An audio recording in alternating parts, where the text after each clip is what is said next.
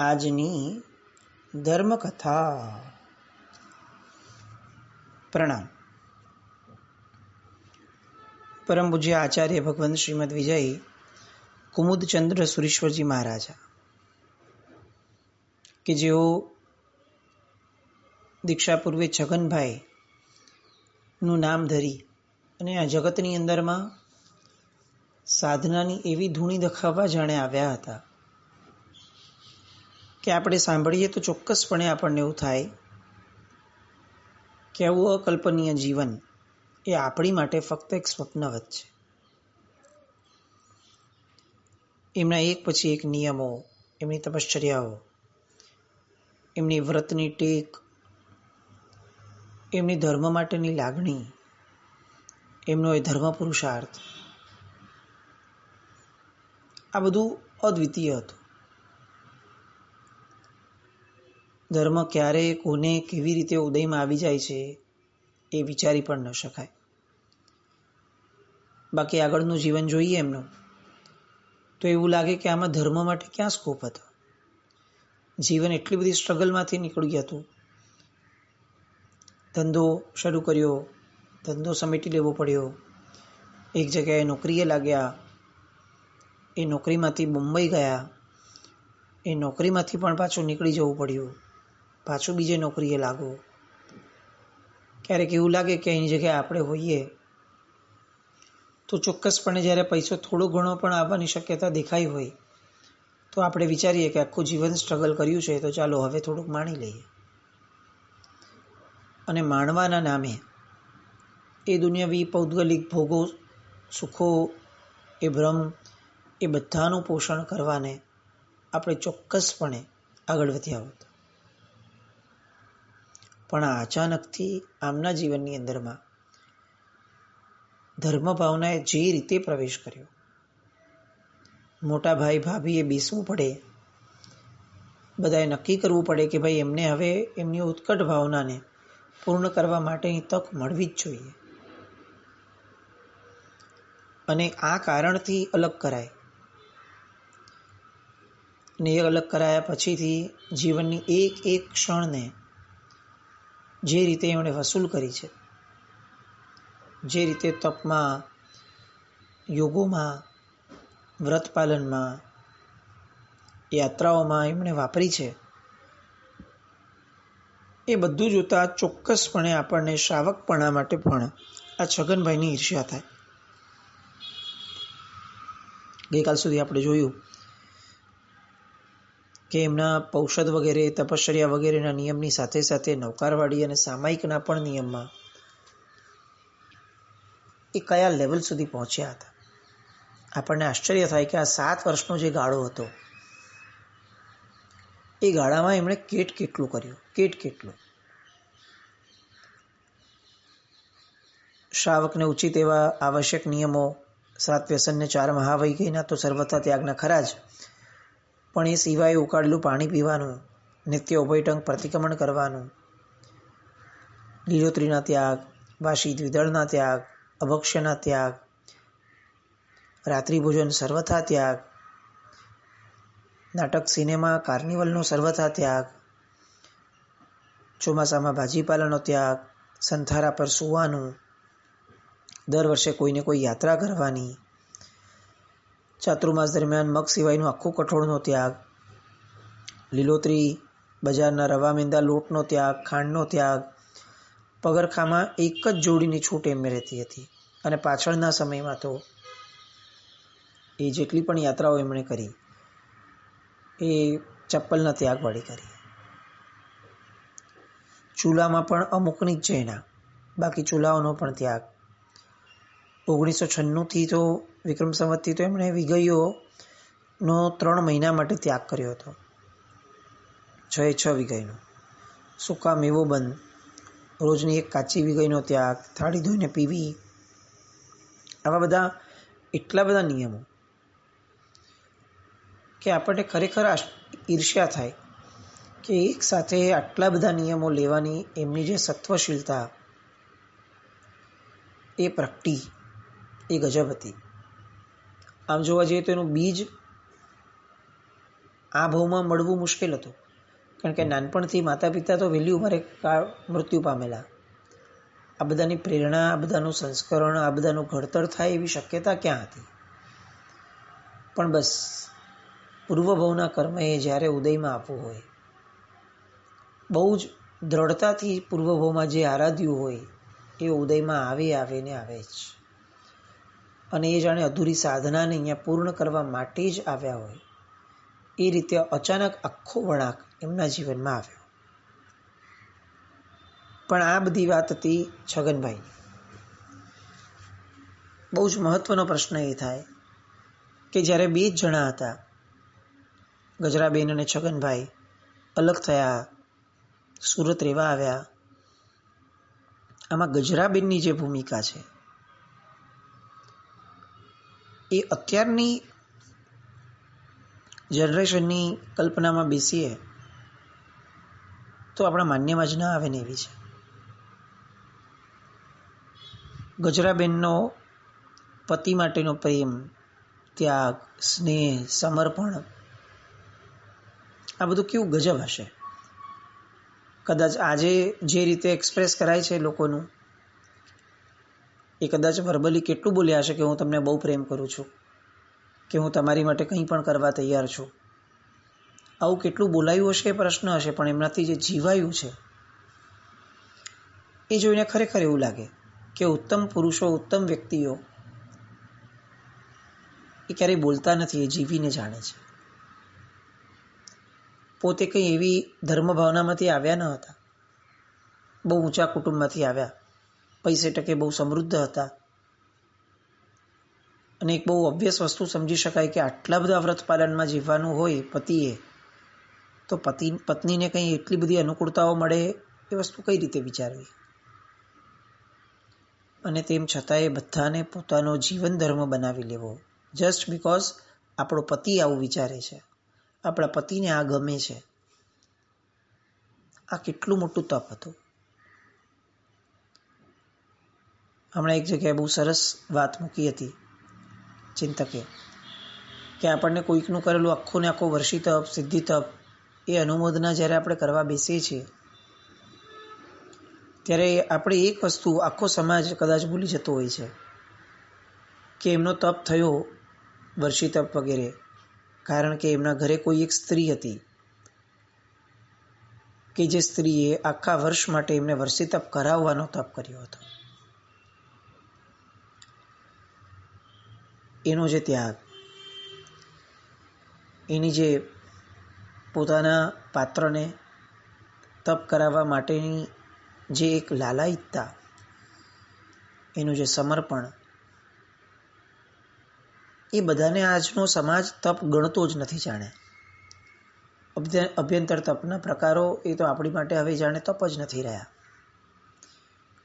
વયાવચ કરવો, વિનય કરવો, આ બધાને પણ તપ કીધા છે એવું તો હવે આપણે ક્યાં સમજ્યા છે. એટલે એ અપેક્ષાએ વિચાર કરીએ તો ગજરાબેનનો જે ત્યાગ છે, ગજરાબેનનું જે છગનભાઈની સાથે કદમથી કદમ મળાવી અને જે જીવન જીવવાનું એમણે શરૂ કર્યું હતું, આમ જોવા જઈએ તો પૂર્વનો યોગ તો છગનભાઈને ઉદયમાં આવ્યો, ગજરાબેનની તો કલ્પના બહારનું બધું હતું. પણ ગજરાબેને જે સત્વ ફોરવ્યું, એમનો જે સમજણનો ભાવ હતો, એ કદાચ આ બધા જ તપની પેરેલલ ચાલતો હતો. પાલીતાણામાં જ્યારે ચોથું વ્રત લેવાની વાત આવી, ભવ આલોચના લેવાની વાત આવી, આ બધાની અંદરમાં પૂર્ણ સત્વારામાં ગજરાબેન પણ હતા. આ બધા જ તપ જે એમણે કર્યા, છગનભાઈએ એમાં બધામાં વયાવચની જવાબદારી એમની,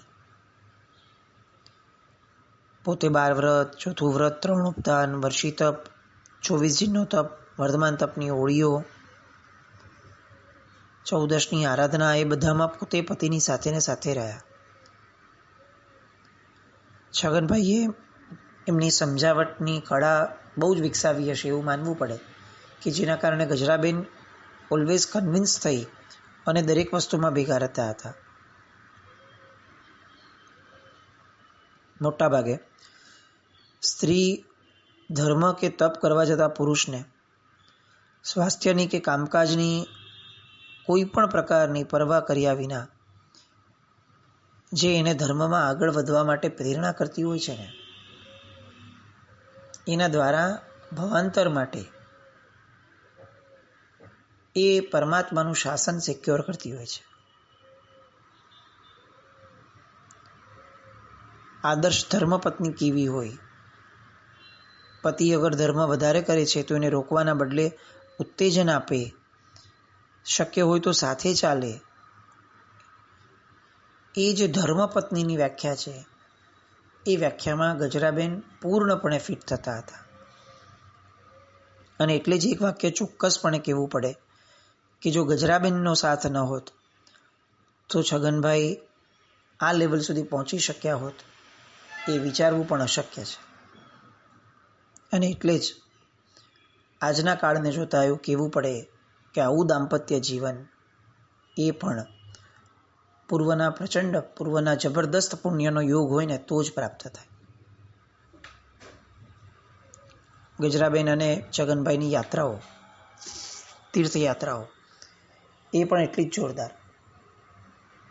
છગનભાઈએ પોતાની નોંધપોથીમાં એક જગ્યાએ બહુ સરસ રીતે તીર્થયાત્રાનું કારણ લખ્યું હતું.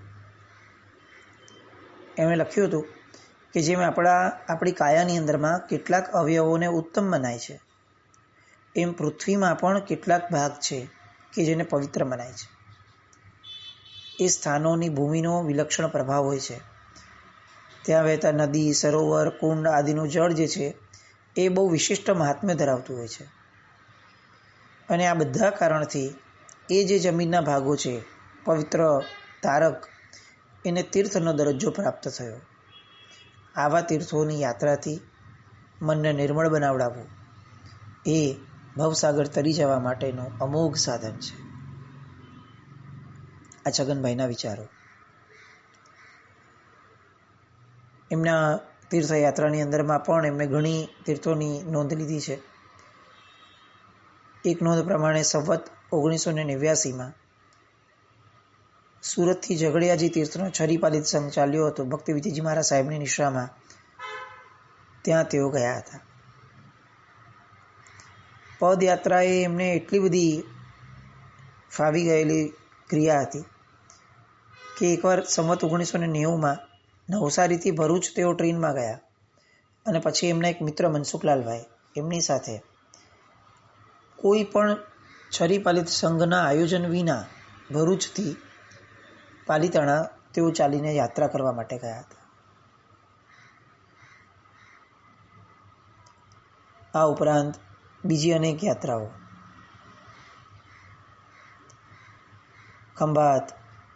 ખંભાતની યાત્રા, અને એ બધા દ્વારા આવા બધા તીર્થોની યાત્રા દ્વારા એમના જે ભાવો વધતા હતા એ બધાની પણ નોંધ તેઓ લખતા હતા.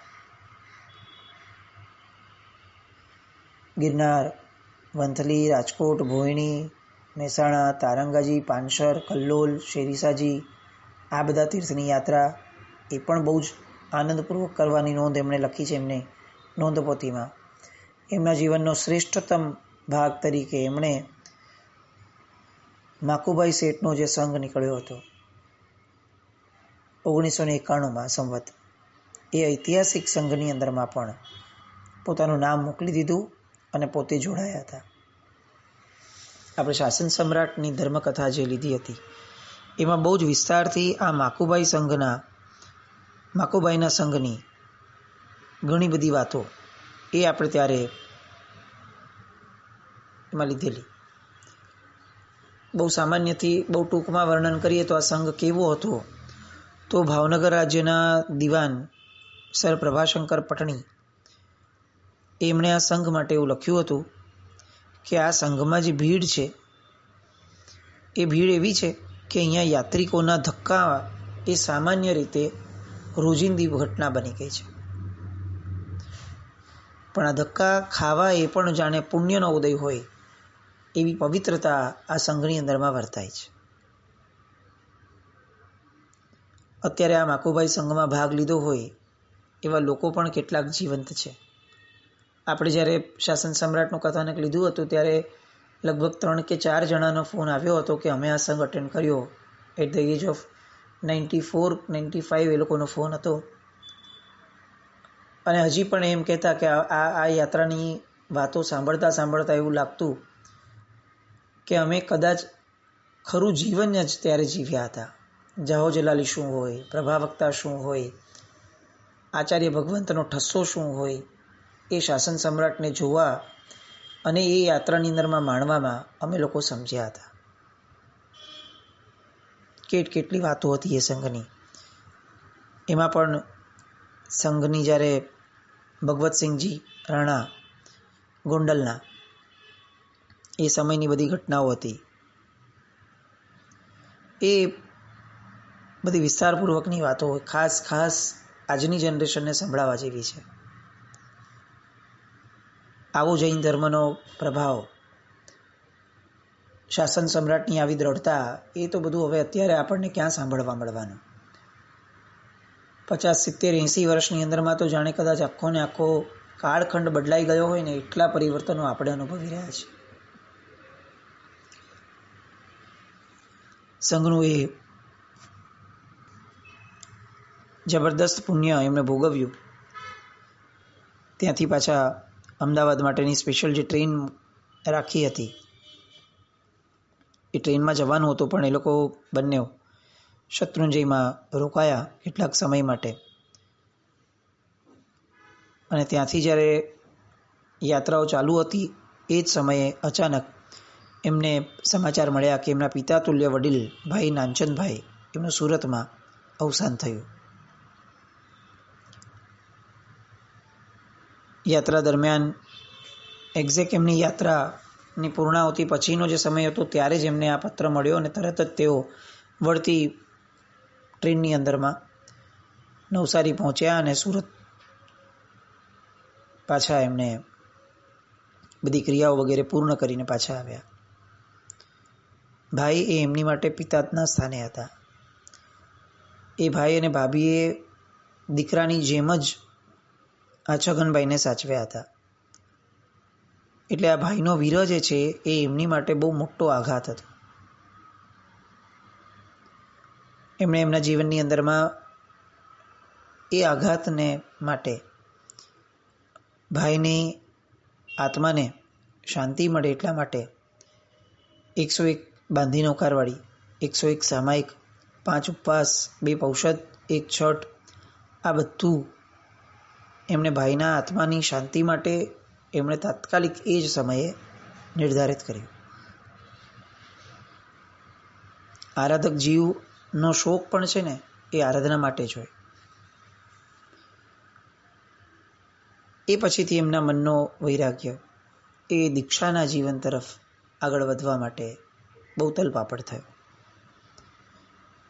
સૌથી પહેલું નિમિત્ત એમના બાળકનું મૃત્યુ થવું, અને બીજું મોટું નિમિત્ત એ એમના ભાઈનું દેવલોક ગમન થયું.